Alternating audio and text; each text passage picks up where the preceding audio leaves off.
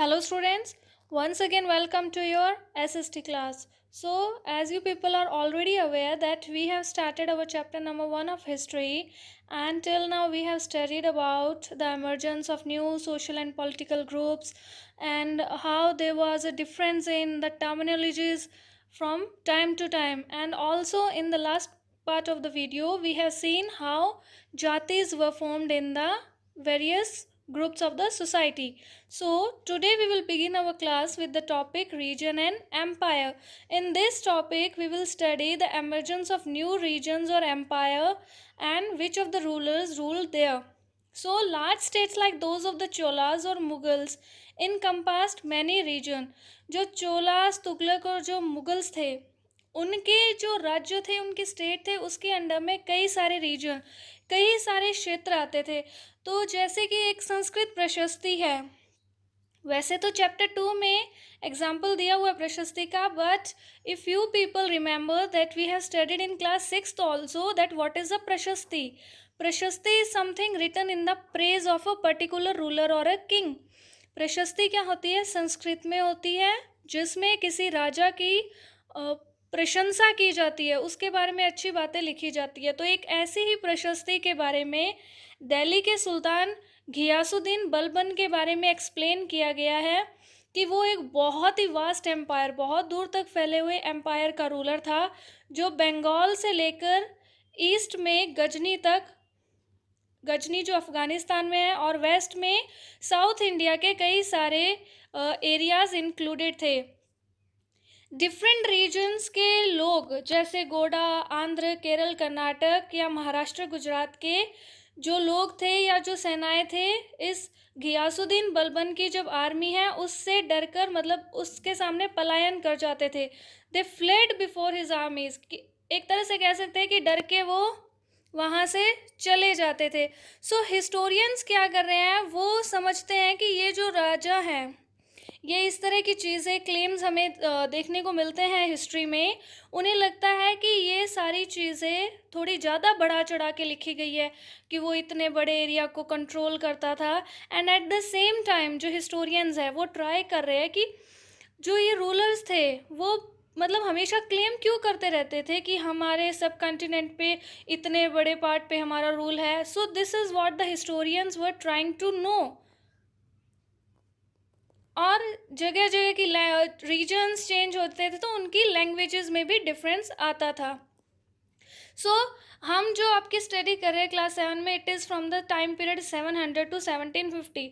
तो जो 700 था टाइम पीरियड, उस टाइम तक बहुत सारे रीजन्स ऐसे थे जहाँ पर उनकी खुद की एक जोग्राफिकल डायमेंशन हो गया था, यानी कि वो पर्टिकुलर जो स्टेट है किसी एक रूलर के अंडर, उसका एक जोग्राफिकल डायमेंशन कि वो इतनी दूर तक फैला हुआ है, वो ऑलरेडी डिस्टिंक्ट था, अलग डिफाइन हो चुका था। और उनकी अपनी एक लैंग्वेज भी थी और उनका कल्चरल कैरेक्टरिस्टिक कि हाँ वो पर्टिकुलर रीजन है, उनका ऐसा कल्चर है या उसकी एक लैंग्वेज है। आप जैसे जैसे प्रोसीड करते जाओगे, basically you will learn more about this in chapter 9, कि जब हम चैप्टर 9 पढ़ेंगे आपकी बुक का, तो इसमें उसके बारे में डिटेल में दिया गया है। और ये जो रीजन्स थे ये कई सारी रूलिंग डायनेस्टीज उनसे एसोसिएटेड यानी जुड़े हुए भी थे। और देखो अलग अलग स्टेट्स थे तो उनके बीच में हमेशा किसी न किसी बात को लेके कन्फ्लिक्ट, किसी तरह का झगड़ा, मनमुटाव रहता था। बहुत सारे रीजंस हो सकते हैं कन्फ्लिक्ट के, कई बार जोग्राफिकल एरिया, लैंड के लिए भी हो सकता है, और कई बार किसी और रीज़न से भी हो सकते हैं। Occasionally, dynasties like the Cholas, Khaljis, Tughlaq, and Mughals were able to build an empire that was pan-regional, spanning diverse region. कई की बार जैसे चोला, खलजी, तगलक और मुगल्स, ये ऐसी डायनेस्टीज थी जिन्होंने बहुत सारे एरिया, बहुत सारे रीजन के ऊपर कंट्रोल कर लिया था। लेकिन ये सारे जो एम्पायर्स बने थे, जो अभी एग्जाम्पल हमने देखा, तगलक, मुगल एंड अदर्स ऑल्सो, ये ना तो ज़्यादा, मतलब ये नहीं था कि हाँ एक बार सक्सेसफुल हो गए तो ये बस सक्सेसफुल ही चलते रहे, सारे ये एक जैसे नहीं थे, ये सब अलग अलग लेवल था इनका सक्सेसफुल होने का या स्टेबिलिटी का भी, कि कौन सा डायनेस्टी एम्पायर है वो कब तक चला था। जैसे कि हम नेक्स्ट चैप्टर में जैसे आगे पढ़ेंगे मुगल्स के बारे में, एक टेबल दिया गया है, उसमें आप पढ़ोगे कि खलजी या मुगल डायनेस्टीज हैं, उनके रूलर ने कौन कौन से टाइम पीरियड में रूल किया था। From that you will know that there was no stability, कि कहाँ चेंजेस होते रहे थे. So that we will study in chapter number 3 and 4. Yeah, you people might be thinking that there are many things that we are saying that we will study in this chapter, we will study in that chapter. So जो आपका chapter number 1 है, as I already told you, इसमें आपको यही बताया गया है कि क्या क्या चीज़ें हुई थी जो 1000 years का टाइम पीरियड है, उसमें कहाँ से चेंजेस कैसे हुए, तो वही सब हम जानने की कोशिश कर रहे हैं. तो डिटेलिंग जो है वो हम आगे नेक्स्ट जैसे प्रोसीड करते जाएंगे उन चैप्टर्स में पढ़ेंगे. So when the Mughal empire declined, see अभी अभी हमने पढ़ा ना कि जैसे ये खलजीज मुगल्स है, ये स्टेबल नहीं थे. तो यहाँ पर ये बात कही जा रही है कि जब मुगल एम्पायर डिक्लाइन हुआ, उसका पतन हुआ, यानी कि वो ख़त्म होने को था. ख़त्म होने से मतलब है कि उनका जो रूल था सब कंटिनेंट पर वो ख़त्म होने को था इन द 18th century. तो जब एक इतना बड़ा एम्पायर जब ख़त्म होने की कगार पर हो, तो छोटे छोटे रीजनल स्टेट्स एमर्ज होंगे. But years of imperial pan regional rule had altered the character of the region. But इतने सालों तक जब किसी एक एरिया पर किसी का रूल रहता है, तो वो उस रीजन का जो कैरेक्टर है, वहाँ पर किस तरह की चीज़ें होती है, वहाँ के कल्चर, उसको थोड़ा सा वो डिफाइन करता है. Across most of the subcontinent, the regions were left with the legacies of the big and small states that had ruled over them. तो सब कंटिनेंट यानी इंडिया की बात हो रही है, तो यहाँ पर बहुत सारे रीजन्स ऐसे थे जिनका पहले रूल था. जिस एरिया पर अगर जो पहले रूल करता था वो बाद में ख़त्म हो गया और वहाँ पर कोई नया रूलर आ गया, लेकिन जिसने पहले रूल किया उसकी लीगेसी, चाहे बिग या स्मॉल स्टेट हो, वो वहाँ पर थी.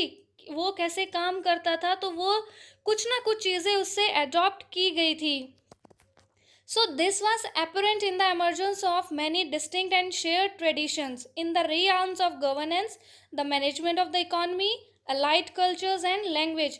तो ये सारी चीज़ें हमें कब पता चलती हैं, जैसे बहुत सारे ट्रेडिशंस को वो शेयर करते थे, गवर्नेंस कि काम कैसे करना है, एडमिनिस्ट्रेशन कैसे चलाना है, इकॉनमी को कैसे मैनेज करना है. तो ये सारी चीज़ें जैसे पहले के रूलर के अंडर होती थी, जिसने वहाँ पर उस पर्टिकुलर रीजन पे रूल किया है, वो हमें बाद में भी देखने को मिलती थी कि हाँ, मतलब इजी हो रहा था नए वाले रूलर के लिए भी कि हाँ, उसकी जो चीज़ अच्छी थी पहले वाले रूलर की, वो वहाँ पे चलती ही आ रही थी.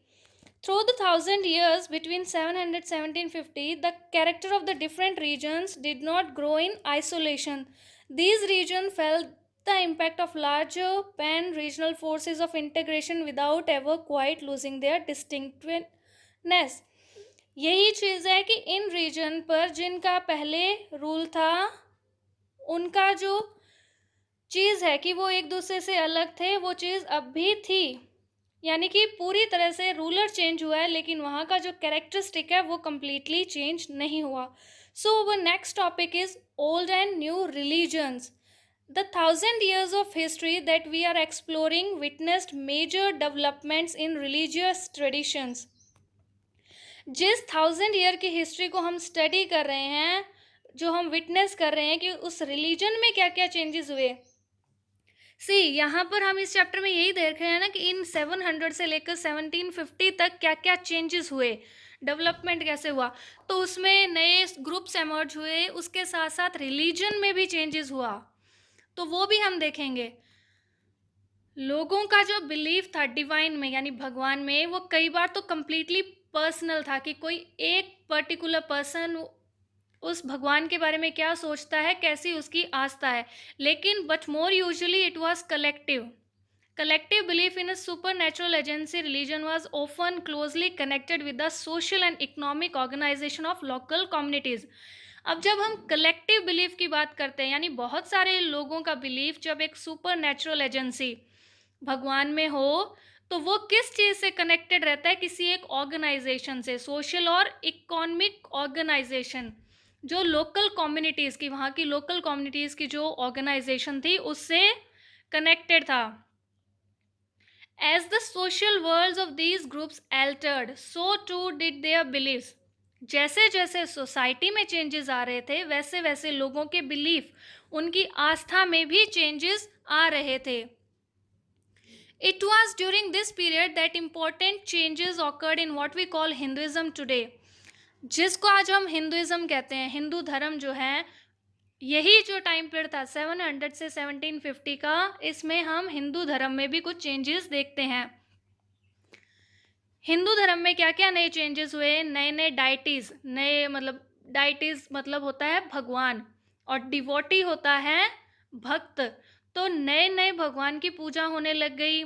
जो रॉयलिटी है, जो किंग्स हैं, उन लोगों ने नए नए टेम्पल्स का कंस्ट्रक्शन कराया, और जो ब्राह्मण है, प्रीस्ट है, उनकी इम्पोर्टेंस बढ़ गई, और सोसाइटी में एक डोमिनेंट ग्रुप जो पूरी सोसाइटी पे एक दबदबा रखता हो, ऐसा होने लगा था। यानी कि ब्राह्मण्स की इम्पोर्टेंस बढ़ गई थी। ब्राह्मण्स की इम्पोर्टेंस क्यों बढ़ी थी? Because of their knowledge of Sanskrit text, and because of that they earned a lot of respect in the society. Who earned a lot of respect in the society? It was Brahmins, due to their knowledge of Sanskrit text. Their dominant position was consolidated by the support of their patrons, new rulers searching for prestige. अब इनकी जो dominant position है, यानी कि society में सब पर इनका दबदबा है ब्राह्मण्स का, वो किसके सपोर्ट से होता था? ऑफ देयर पैट्रोन्स, यानी कि वो जो रूलर थे, जो उनकी हेल्प कर रहे थे, वो अपने फ़ायदे के लिए कि हाँ हम इनको करेंगे तो हमारा भी फ़ायदा होगा। पैट्रोन्स का मतलब यहाँ पे आपके दिया गया है, an influential wealthy individual who supports another person, an artist, a craftsperson, a learned man और अ नोबल। यानी कि जो ये ब्राह्मण्स हैं, इनको अपने पैट्रोन्स यानी अलग अलग लोगों का सपोर्ट मिल रहा था। क्या होता था सोसाइटी में कि कुछ लोग इनको दान में ज़मीनें भी देते थे, तो इससे ब्राह्मण्स की भी पोजीशन और ज़्यादा इम्प्रूव हो रही थी, डेवलप हो रही थी। One of the major developments of this period was the emergence of the idea of bhakti, of a loving personal deity that devotees could reach without the aid of priest or elaborate rituals. सबसे बड़ा development religion की बात कर रहे हैं, उसमें क्या हुआ था इस पीरियड में? भक्ति का जो आइडिया है वो एमर्ज हुआ था, of a loving personal deity. ऐसा कि जब भक्त अपने भगवान तक पहुंचना चाहता है, तो पहले तो क्या था, ब्राह्मणों के से पूजा पाठ करा के उसके थ्रू माना जाता था कि ब्राह्मण्स की हेल्प से ही भगवान तक पहुंचा जा सकता है। बट लेटर ऑन जैसे जैसे डेवलपमेंट्स हुए, तो उसके बाद क्या एक तरीका हुआ कि बिना किसी पंडित या प्रिस्ट की हेल्प के या किसी तरह के रिचुअल्स, यानी कोई रीति रिवाज या रस्म पूजा पाठ के बगैर भी भगवान तक पहुंचा जा सकता है। और इसके बारे में और जो ट्रेडिशन, जो परंपराएं चलती थी, that we will study in chapter 8. This was also the period when new religions appeared in the subcontinent. Religion की बात हो रही है अब, रिलीजन, धर्म। अभी तक हमने पढ़ा हिंदू धर्म में क्या क्या चेंजेस हुए, but it was also a period, it was also a time period जब जो सब कंटिनेंट है, कंट्री है, इंडिया है, इसमें नए रिलीजन, नया धर्म भी सामने आया। Merchants and migrants first brought their teachings of the Holy Quran to India in the 7th century.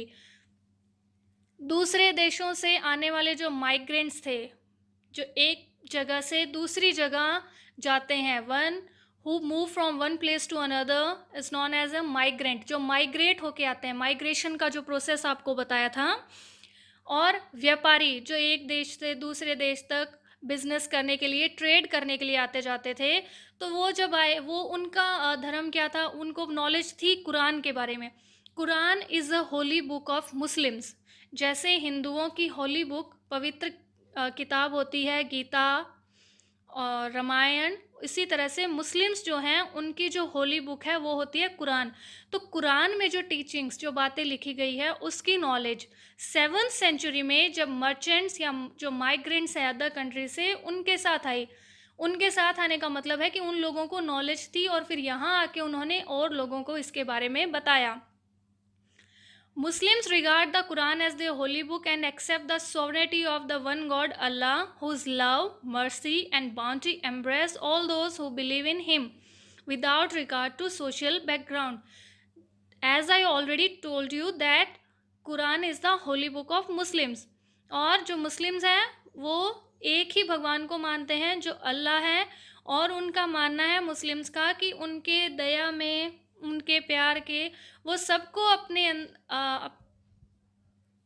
Under रखते हैं, या उनका आशीर्वाद मिलता है उनको जो अल्लाह में विश्वास रखते हैं, without regard to social background. की ऐसा नहीं है कि कोई अमीर हो गरीब हो, ऐसा कुछ नहीं.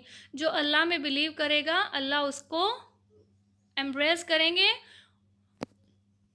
Many rulers were patrons of Islam and the ulama learned theologies and jurists. And like Hinduism, Islam was interpreted in a variety of way by its followers. बहुत सारे रूलर्स थे इंडिया में उस टाइम पीरियड में. One of the example is Mughals, जो इस्लाम को मानते थे और उनको जो फॉलो करने वाले लोग हैं. और जैसे हिंदू धर्म को मानने वाले लोग भी क्या करते हैं कि अलग अलग जो फॉलोवर्स हैं हिंदू धर्म के, वो हर चीज़ को अलग अलग तरीके से बताते हैं. कोई बताएगा कि पूजा पाठ ऐसे करनी है, कोई वैसे करनी है, या हिंदू धर्म कैसा है. उसी तरह से जो मुस्लिम था, इस्लाम था, उसमें भी जो उनके फॉलोअर्स थे इस्लाम के, उन्होंने इस्लाम को अलग अलग तरीके से इंटरप्रेट किया, एक्सप्लेन किया है. शिया मुस्लिम्स थे जो मानते थे कि जो प्रॉफिट मोहम्मद हैं, जिनको वो मेन मानते थे अपना, उनके जो सन इन लॉ अली है was the legitimate leader of the Muslim community. कि प्रॉफिट मोहम्मद के बाद उनके जो दामाद अली हैं वो मुस्लिम कम्युनिटी के लीडर बनेंगे. बट जो सुन्नी मुसलमान हैं वो कहते हैं कि जो अर्ली लीडर्स खलीफाज थे कम्युनिटी के एंड द सक्सीडिंग खलीफाज, वो उनकी अथॉरिटी, उनकी लीडरशिप को मानते हैं. So this was the difference between Shia and Sunni. Shia Muslim prophet Muhammad के सन इन लॉ की लीडरशिप को मानते हैं, और सुन्नी मुस्लिम्स मानते हैं authority of the early leaders, खलीफास की. So there were other important differences between the various schools of law and in theology and mystic tradition. अलग अलग लोगों के अलग अलग बिलीफ है एक ही रिलीजन के बारे में. So our next and last topic of this chapter is thinking about time and historical periods. So historians do not see time just as the passing of hours, days or years, as a clock or a calendar.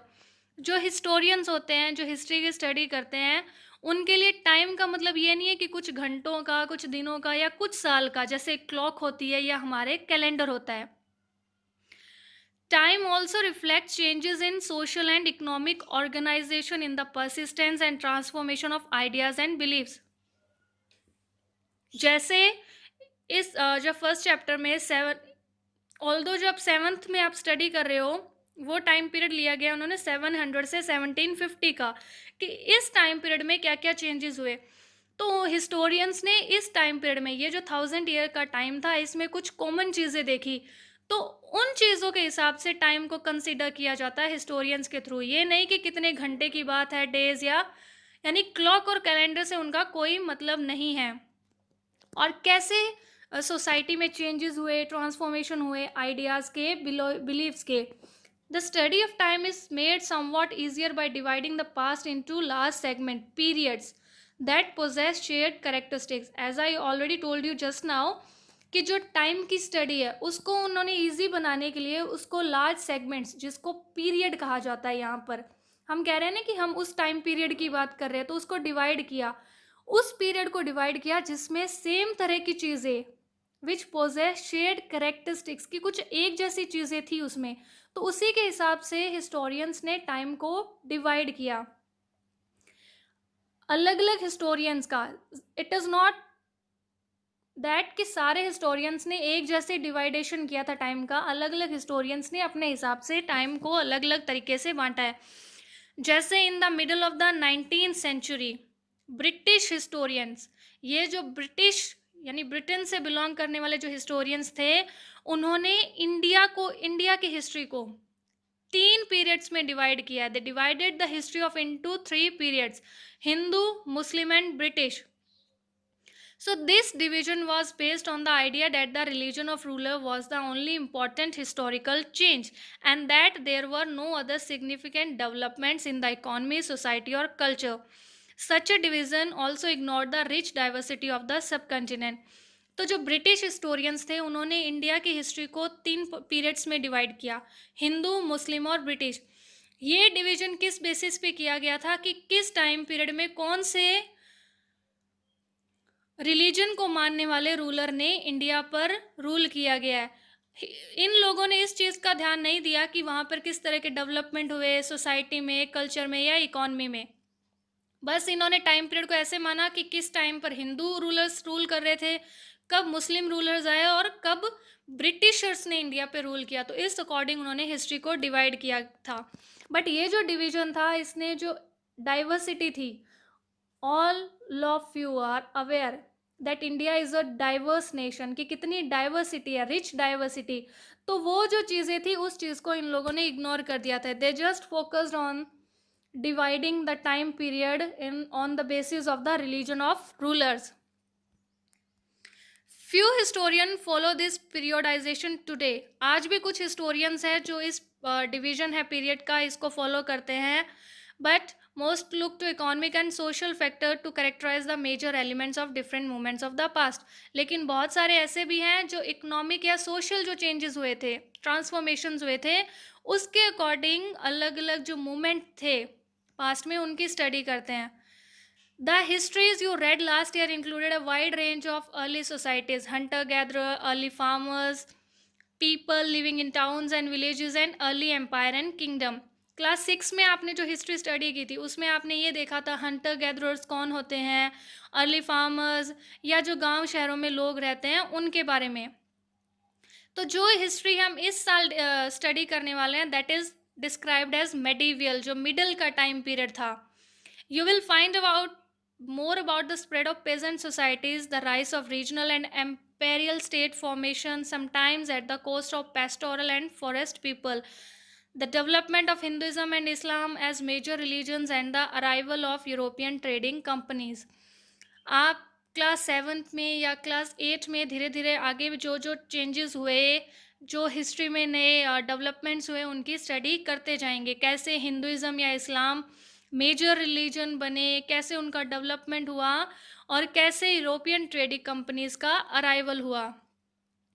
These 1000 years of Indian history witness considerable change. ये जो 1000 years थे Indian history में, इसमें बहुत सारे changes हुए. After all, the 16th and 18th centuries were quite different from the 8th or 11th. Obviously जब 100 साल या 200 साल के बाद चेंजेस तो चाहे थोड़े हो चाहे ज़्यादा हो, चेंजेस तो होते ही हैं. तो 16th या 18th सेंचुरी में जो चेंजेस है वो डिफरेंट होंगे जो 8th या 11th सेंचुरी में हुए होंगे, क्योंकि बहुत टाइम गैप आ गया ना. So therefore describing the entire period as one historical unit is not without its problem. तो जब इस पूरे पीरियड को एक हिस्टोरिकल यूनिट में डिस्क्राइब किया जाता है तो ये पॉसिबल नहीं है कि उसमें कोई प्रॉब्लम्स ना हो. So moreover, the medieval period is often contrasted with the modern period. Modernity carries with it a sense of material progress and intellectual advancement. Modernity का मतलब क्या है यहाँ पर कि जो ज़्यादा मटेरियल प्रोग्रेस हुई, एडवांसमेंट हुई, this seems to suggest that the medieval period was lacking in any change whatsoever. But of course we know this was not the case. During these 1000 years, the societies of the subcontinent were transformed often and economies in several regions reached a level of prosperity that attracted the interest of European trading companies. जैसे जैसे time pass होता गया, time pass का मतलब है जैसे जैसे आगे टाइम बढ़ता गया, 100 साल फिर उसके बाद 200 साल, तो डेवलपमेंट्स होते गए और डेवलपमेंट्स इतने ज़्यादा थे इकॉनमी में, अलग अलग रीजन में, कि जो यूरोपियन ट्रेडिंग कंपनीज थी, यानी यूरोप की जो कंपनीज थी जो ट्रेड करती थी अलग अलग नेशन में, उनको भी अपनी तरफ अट्रैक्ट किया. As you read this book, जैसे जैसे हम फर्दर आगे चैप्टर पढ़ते जाएंगे आपके बुक में, look out for science of change and the historical processes at work. Also when ever you can compare what you read in this book with what you read last year. Look out for changes and continuities wherever you can, and look at the world around you, see what else has changed or remained the same. So this is to help you कि आप अब के बारे में compare कर सकते हो कि आज के टाइम पीरियड में क्या क्या चेंजेस हैं या पहले क्या था. तो ये जो सारी चीज़ें आप पढ़ रहे हो इसके बारे में भी स्टडी करते रहेंगे. सो with this we complete your chapter number 1, and as I always request you people to please be serious about your studies. Thank you.